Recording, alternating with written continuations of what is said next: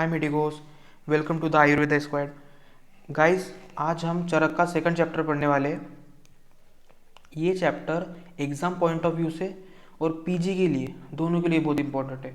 मैं तुमको मेरे नोट्स में जो जो चीज़ बताऊंगा वो तुमको हर एक चीज़ टिप ऑफ टंग याद होना चाहिए। मेरे नोट्स पढ़ने के बाद तुम अगर अपने बुक की एक बार रीडिंग लगा लोगे, गारंटी देता हूँ तुम अपनी यूनिवर्सिटी में सबसे अच्छे मार्क्स लाओगे। शुरू करते हैं आज हम हमारा चरक का सेकंड चैप्टर, जिसका नाम है अपामार तंडुलीय अध्याय। देखो गाइस, अध्याय 2 अपामार तंडुलीय अध्याय। सबसे पहले क्या करना, चरक या अष्टांग में या संहिता में तुमको जो भी चीज़ करना है, शुरुआत में ऐसा करना कि चैप्टर को तोड़ने की कोशिश करना, चैप्टर का नाम को, है ना। तो अपामार्ग, अपामार तंडुल को अगर अपन तोड़ेंगे तो अपामार तंडुल, तंडुल का मतलब होता है बीज, अपामार तंडुल का मतलब होता है भूसी रहित चावल, ठीक है।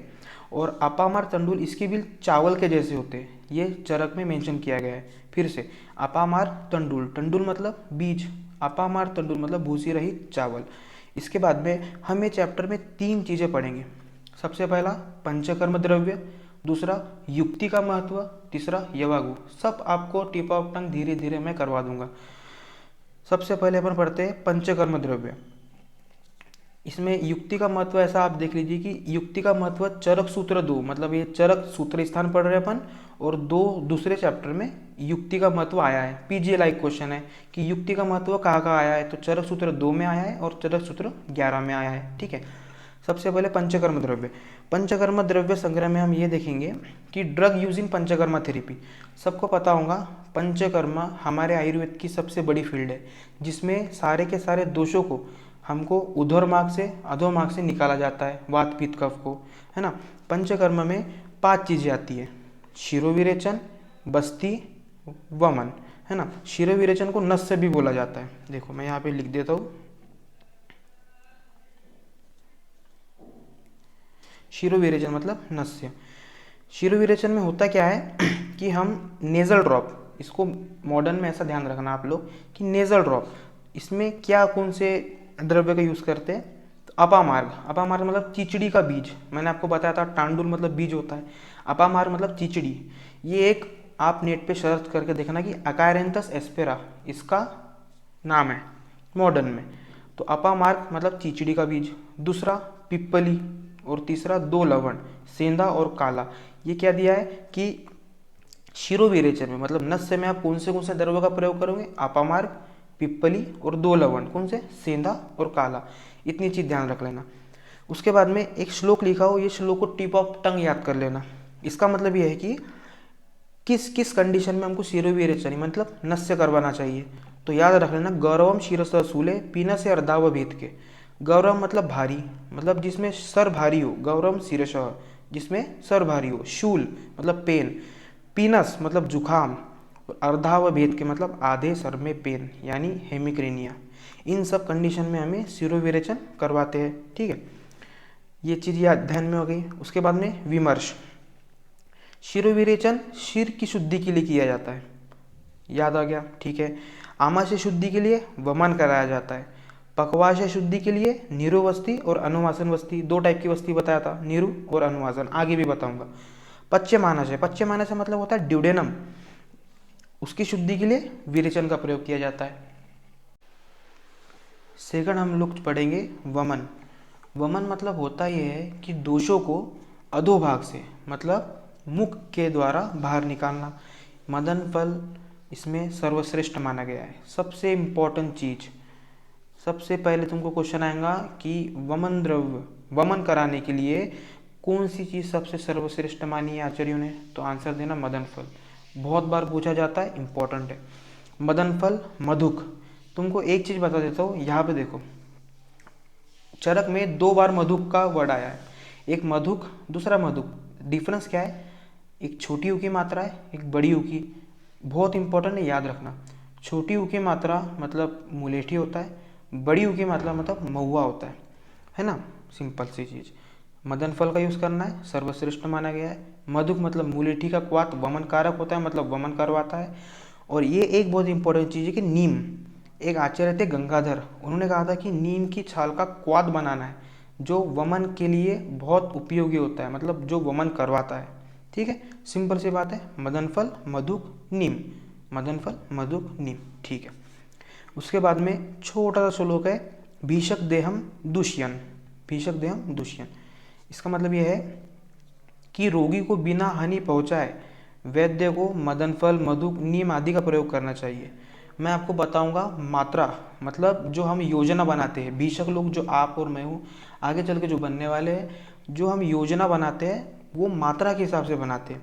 और जो सही योजना, जो सही मात्रा में अपने रोगी को दवाइयाँ देता है या औषधि देता है तो वो सर्वश्रेष्ठ वैद्य कहलाता है। इसका मतलब यही है कि रोगी को हानि नहीं पहुंचाना है हमको मदन फल मधु ये सब चीज़ें देने में। उसके बाद में आता है एला। एला मतलब होता है छोटी इलायची। छोटी इलायची करती क्या है कि ये वमन नाशक होती है। फॉर एग्जाम्पल, नॉर्मली से याद रखो, आप एक गाड़ी में जा रहे हो, आपको उल्टी आ रही है, तो मम्मी पापा देते हैं ना, लौंग खा ले बेटा, इलायची खा ले बेटा, तो वो होता है एला, छोटी इलायची। इस तरीके से याद रखना है ना। छर्दिग्न, छर्दी मतलब होता है वमन, और जिस भी वर्ड के आगे आधा ग और न आ गया उसका मतलब होता है कि वो उसको रोकता है। तो छर्दिग्न में लिख देना डायरेक्ट एला, सीधा सिंपल सी बात, वमन को रोकता है, एंटी इमेटिक्स भी बोला जाता है उसको, ठीक है, सिंपल। उसके बाद में विरेचन। विरेचन में जितनी मैंने चीज़ लिखा हूँ सब याद करना है, और जो अभी तक के बताया टिप ऑफ टंग अगर तुमको याद हो गया तो तुम अपने यूनिवर्सिटी एग्ज़ाम में, अपने कॉलेज के जो भी एग्ज़ाम होंगे तुम उसमें आउट ऑफ मार्क ला रहे हो, क्योंकि मेरे भी आए थे और यही नोट पढ़ के आए थे, ठीक है।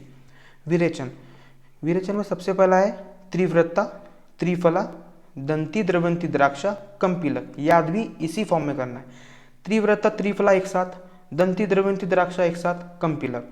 त्रिव्रता त्रिव्रता, त्रिव्रता त्रिफला, दंती द्रवंती द्राक्षा और कंपिलक, सिंपल सी बात, ठीक है।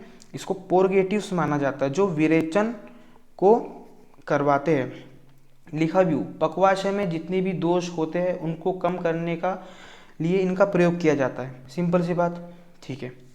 उसके बाद में एक चीज़ ध्यान में रखना, ये तुमको आने वाले चैप्टर्स में भी काम आएंगी। बहुत सारे टाइप के विरेचन होते हैं, तुम आगे चल के कल्प स्थान में भी पढ़ोगे। विरेचन बहुत टाइप के होते हैं, वमन भी बहुत टाइप के होते हैं। ये 3 विरेचन मैंने लिखा हूँ, सिंपल सी श्लोक छोटे छोटे याद कर लेना। अगर तुमको मृदु विरेचन करवाना है तो चतुरंगुल, जिसको अमलतास भी बोला जाता है, जिसको आरगवत भी बोला जाता है ना, ये तुम्हारा एक चैप्टर का भी नाम है, ये तुम इसके बारे में डिटेल में पढ़ोगे, मैं ही पढ़ाऊंगा। तो मृदु विरेचन जो होता है उसमें चतुरंगुल का यूज़ किया जाता है, जिसको अमलतास या आरगवत भी बोलते हैं। तीक्ष्ण विरेचन, तीक्ष्ण मतलब तीखा, मतलब तेज, जिसमें तेज विरेचन हो, जो जल्दी से विरेचन हो जाए, उसमें स्नूई का प्रयोग करते। और सुख विरेचन जिसमें त्रिव्रत का प्रयोग करते। याद रखना, त्रिव्रता, त्रिफला, दंती द्रवंती द्राक्षा, कंपिलक, ठीक है। उसके बाद में हम पढ़ेंगे वस्ती। वस्ती मैंने 2 टाइप की बताई, आस्थापन और अनुवासन।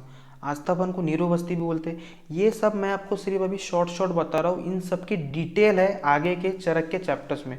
तो जो सेकंड चैप्टर में जो जो इंपॉर्टेंट चीज़ें हैं वो सब मैंने यहाँ पे नोट डाउन कर लिए, आपको मिल जाएंगी सब। उसके बाद में देखो, वस्ती होती क्या है, वात को जो बाहर निकालती है वो वस्ती कहलाती है, ठीक है। वस्ती 2 टाइप में बताई है यहाँ पे पंचकर्म में, आस्थापन और अनुवासन। आस्थापन को नीरोवस्ती भी बोला जाता है। सिंपल सी चीज़ इसमें छोटी सी याद रखना कि पाटला का प्रयोग किया जाता है। सेम अनुवासन वस्ती में भी पाटला का प्रयोग किया जाता है, बस इससे ज़्यादा याद मत रखना, ठीक है। आस्थापन वस्ती में एक श्लोक लिखा है, उदावर्ते विबंधेषु युंजादा अस्तपनेषु। अब होता क्या है उदावर्त, उदावर्त आगे चल के तुम बहुत सारे रोगों में एक वर्ड सुनोगे उदावर्त। उदावर्त मतलब ये होता है कि वात का अनुलोमन न होकर प्रतिलोमन होना। अनुलोमन मतलब ये होता है कि जिस जगह से वात को जाना चाहिए उस जगह से न जाकर वह उसके विपरीत, मतलब प्रतिलोम, उसके विपरीत मार्ग से जाती है। नीचे में लिखा भी हो, जिस वेग को नीचे मतलब गुदा मार्ग से निकलना चाहिए परंतु वह उसके मतलब गुदा मार्ग के न निकलकर विपरीत मार्ग से निकलता है, सिंपल सी बात, उसको उदावर्त बोला जाता है। विबंधेषु मतलब कॉन्स्टिपेशन, लिख देता हूँ, ठीक है। विबंधेषु मतलब कॉन्स्टिपेशन होता है, इसमें भी हम आस्थापन वस्ती या नीरोवस्ती का प्रयोग किया जाता है। अनुवासन बस्ती में भी पाटला का प्रयोग किया जाता है और आस्थापन में पाटला का प्रयोग। ये द्रव्य है, पाटला पाटला, बस इतनी चीज़ ध्यान रखना। उसके बाद में एक चीज़ तुमको, तुम्हारा बेसिक क्लियर होना चाहिए इसमें कि दोषों को बाहर निकालने के लिए आयुर्वेद में पंचकर्म का प्रयोग किया जाता है। सभी को पता है, नॉर्मल सी बात। पंचकर्म के पहले पूर्व कर्म और पंचकर्म के पश्चात प्रधान कर्म। ठीक है, सिंपल सी बात है। सबसे पहले पूर्व कर्म करेंगे, फिर पंचकर्म करेंगे, फिर प्रधान कर्म करेंगे।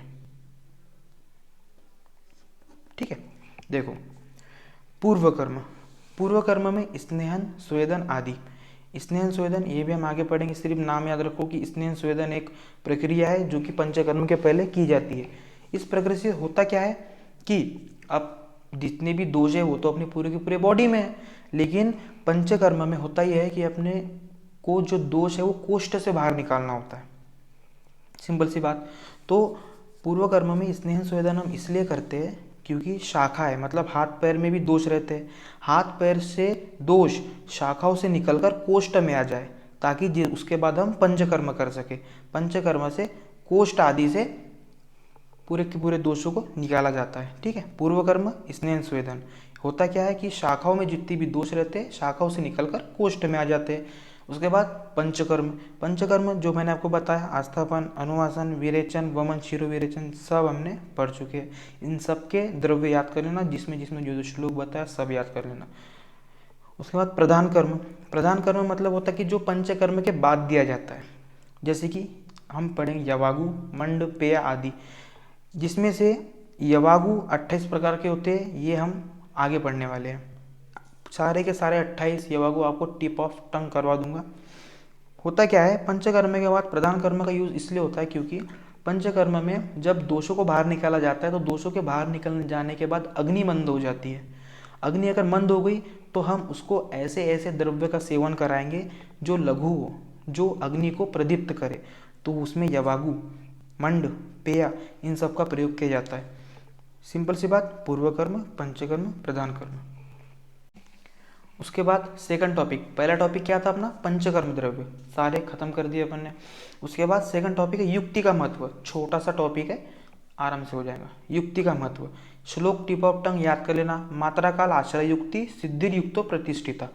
सिंपल सा मतलब युक्ति का ये होता है कि देखो, औषधि का ज्ञान सभी को होता है, सभी को औषधि का थोड़ा बहुत ज्ञान होता है। फार्मेसी वाले को भी औषधि का ज्ञान होता है। हम फार्मेसी वाले के पास जाते हैं, भैया हमको तबीयत ठीक होगी, बुखार आ रहा है तो उसकी गोली दे दे, तो वो सिंपल सा दे देता है। तो औषधि ज्ञान तो सभी को होता है, परंतु औषधि के साथ साथ उसकी मात्रा, मतलब उसकी अमाउंट, हमको कितने अमाउंट उसको देना है, हमको कितने अमाउंट में औषधि मिलाना है ताकि वमन प्रॉपर हो, कितने अमाउंट में औषधि मिलाना है ताकि विरेचन प्रॉपर हो, तो वो अमाउंट का ज्ञान जिसको होता है वो भिषक के लिए आवश्यक है। जिसको उस मात्रा का ज्ञान हो वह सर्वश्रेष्ठ वैद्य कहलाता है।